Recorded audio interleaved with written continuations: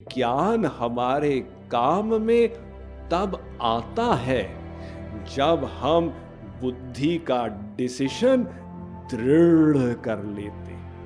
तो डिसीजन हमारा कैसे दृढ़ होगा? जो हमने सुना, इस पर आप चिंतन कीजिए। तो चिंतन करने से वो अंदर बैठेगा, तो बुद्धि का निश्चय बनेगा।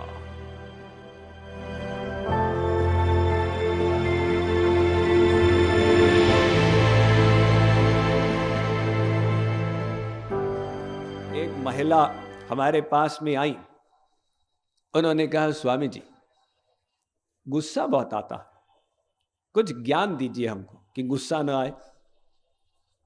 हमने कहा, देवी जी, अगर कोई आपको सुई दे और कहे अपने बाह में उसको चुभो दो, क्या आप ऐसा करेंगे? बिल्कुल भी नहीं। अपनी हानि कोई नहीं करना चाहता। अब सोचो, ये आप जो गुस्सा करते हो, इससे आप अपने खून को सुखाते हो, अपने शरीर को जलाते हो, अपने अंतःकरण को गंदा करते हो। आप गुस्सा दूसरे पर करते हो, नुकसान आपका होता। ये अपने अंदर सुई चुभोने वाली बात हो गई ना। आप अपना नुकसान क्यों करते हो? गुस्सा मत करो। स्त्री ने कहा, स्वामी जी, आपने तो बहुत बढ़िया ज्ञान दे दिया। हमने कहा, लेकिन आपके काम नहीं आएगा। क्यों? क्योंकि जब गुस्सा आएगा, सबसे पहले ये ज्ञान मस्तिष्क से उड़ जाएगा। तो आप गुस्सा करेंगे, बाद में आप पछताएंगे। ओ हो, ये क्या हो गया? इसीलिए ज्ञान हमारे काम में तब आता है जब हम बुद्धि का डिसीजन दृढ़ कर लेते। तो डिसीजन हमारा कैसे दृढ़ होगा? जो हमने सुना स्वामी जी से, वो आपने 2 घंटे बैठकर सुना, इतने में संतुष्ट मत होइए।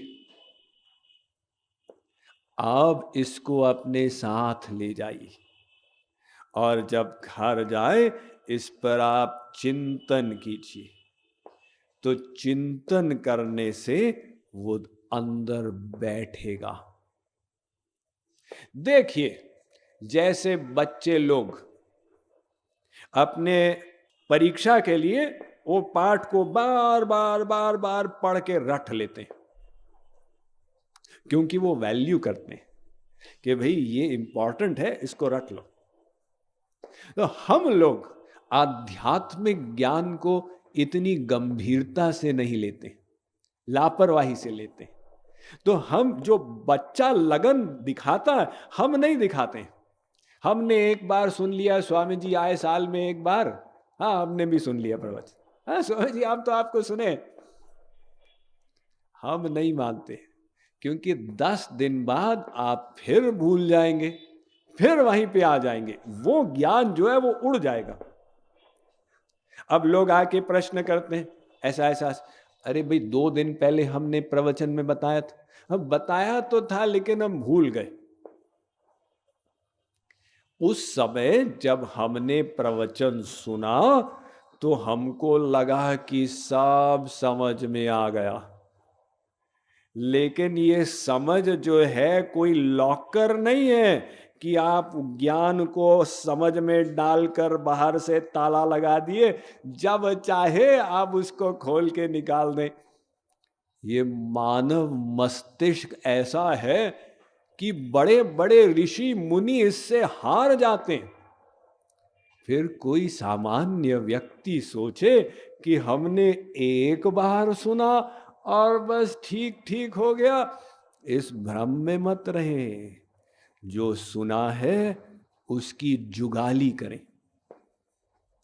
जैसे गाय भैंस जुगाली करते, वो घास को चर लेते हैं, फिर शांति से बैठते हैं। तो एक पेट से निकाला, उसको चबाते गए, दूसरे पेट में डाला, फिर निकाला, फिर चबाते गए, फिर तीसरे पेट में डाला। गाय के 3 पेट होते हैं। तो वो गाय के समान हमको भी ज्ञान की आवृत्ति करनी। शास्त्र कहते हैं, वेद कहता है, आवृत्ति रसकृत उपदेशात। वेद का जो उपदेश है उसकी आवृत्ति करो। आवृत्ति मतलब बार बार बार बार चिंतन करो। अब चिंतन मतलब सोचना, हो क्या बोले, हाँ बिल्कुल ठीक, हाँ ऐसे ऐसे ऐसे, उसको जितनी बार आप लाएंगे मन में। और अगर आप अपने बुद्धि से आवृत्ति नहीं कर सकते तो फिजिकली कर लो, उसकी आप सीडी सुन लो, उसकी आप किताब पढ़ लो। तो ऐसे आप जो आवृत्ति करेंगे वो ज्ञान धीरे धीरे मन में टिक जाएगा। तो वैसे तो अर्जुन सरीखे गांडीवधारी को भी श्री कृष्ण ने आवृत्ति का उपदेश दिया। उन्होंने कहा, जन्म मृत्यु जरा व्याधि दुख दोषानुदर्शनम। अर्जुन, संसार के जो दोष हैं, जन्म मृत्यु जरा व्याधि, इनको बार बार बार बार सोच। बार बार क्यों सोचे? ताकि वो ज्ञान पक्का होगा। वैराग्य को और प्रगाढ़ करना है, जाओ हॉस्पिटल में चक्कर लगा के आ जाओ।